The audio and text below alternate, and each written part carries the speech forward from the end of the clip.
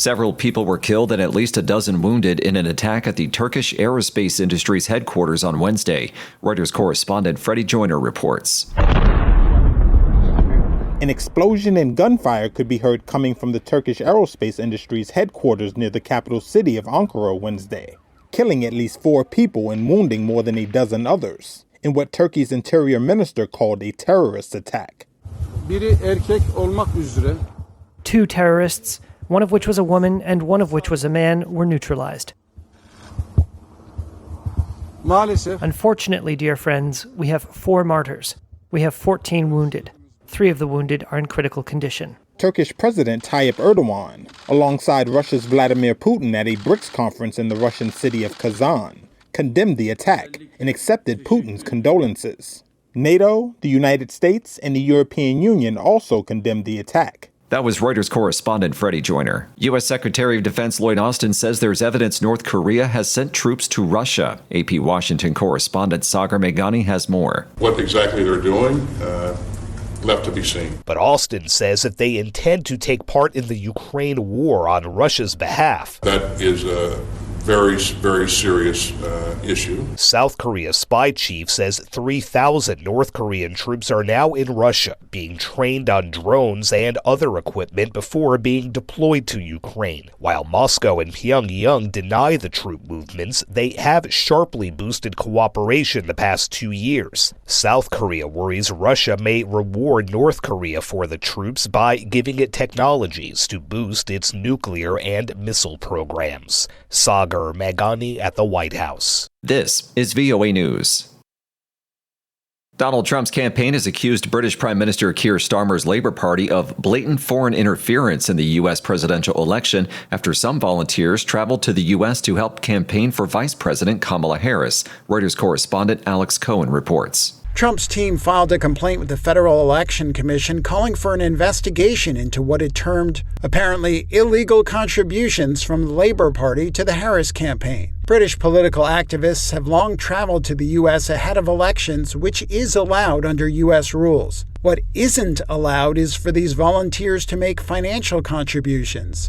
The allegations of interference in this case will hinge on whether the Labour Party covered any activists' costs. Starmer said that didn't happen. While the complaint could complicate U.S.-UK relations if Trump wins the election, Starmer has denied it would have any impact. That was Reuters correspondent Alex Cohen. A non-governmental group says an explosion in a packed Kabul market has injured 11 people, including some children. The source of Wednesday afternoon's blast was not immediately clear, and nobody from the Taliban was available for comment about the incident. The humanitarian group Emergency NGO, which runs a surgical center in the Afghan capital, said the blast struck a second-hand clothes market in the densely populated Pamir Cinema district. While extremists in Afghanistan have increased their assaults since the Taliban takeover in 2021, their targets are normally the Taliban and members of the country's Shiite minority. The U.S. Center for Disease Control and Prevention says an E. coli outbreak linked to McDonald's Quarter Pounders has sickened 49 people in 10 states and killed 1. AP correspondent Julie Walker reports. McDonald's U.S. President Joe Erlinger says the company took Quarter Pounders off the menu Tuesday in affected regions. I want to say to our consumers that you can confidently go to McDonald's. The FDA and McDonald's believe slivered onions from a single supplier are the culprit, while the USDA is investigating the meat. The onset dates for this disease are between, at this point, September 27th and October 11th. If there has been a contaminated product within our supply chain, it's very likely worked itself through that supply chain already. Erlinger made his comments on NBC's Today Show. I'm Julie Walker. Nigeria's President Bola Tinubu has fired 5 ministers and appointed 7 new ones in a major cabinet reshuffle. His office says it's aimed at making his administration more efficient. The shakeup comes during worsening economic hardship and frustration with the administration in Africa's most populous country. Tinubu took office last year and introduced reforms meant to cut government spending and shore up dwindling foreign investments. But now, Nigeria's inflation rate is at a 28-year high, and the naira currency is at record lows against the dollar. That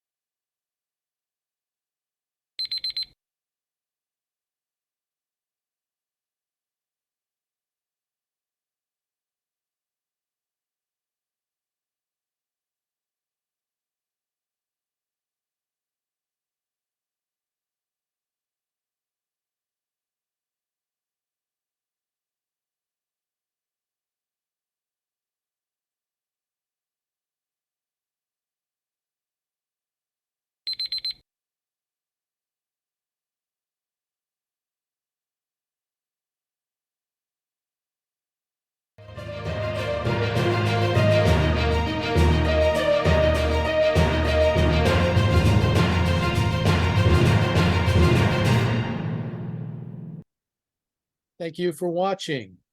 Can you do me a favor? Please leave a comment in the comments section below. That would really help. Thank you, and see you again soon.